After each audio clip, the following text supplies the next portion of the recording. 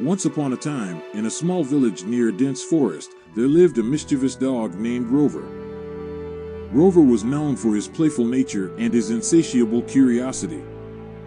He would often roam around the village, exploring new places and getting into all sorts of trouble. One sunny day, as Rover strolled through the village, he came across a clear pond nestled among the trees.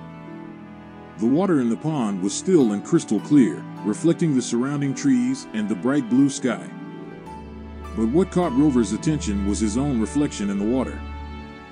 The curious dog leaned closer to the pond, peering into the water.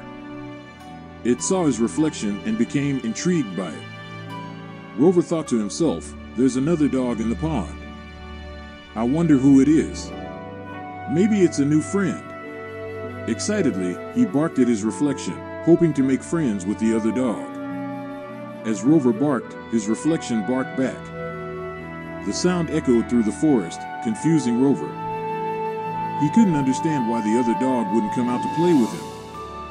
In his eagerness to meet his newfound friend, Rover jumped into the pond, causing ripples in the water. To his surprise, the other dog, his own reflection, disappeared as soon as he jumped into the pond. Puzzled, Rover realized that the dog he had seen was none other than his own reflection. He began to search around the pond, but the other dog was nowhere to be found. Rover felt foolish and embarrassed. He had mistaken his reflection for another dog and had jumped into the pond for nothing. As he stood there, wet and disappointed, he understood his mistake. The more he tried to grab his reflection, the more it eluded him. Realizing his folly, Rover decided to leave the pond and continue his adventures elsewhere. But the incident taught him a valuable lesson. He understood that sometimes what we desire may not always be as it seems, and chasing after illusions can lead to disappointment. From that day forward, Rover became wiser and more cautious. He no longer wasted his time pursuing things that were just illusions or shadows.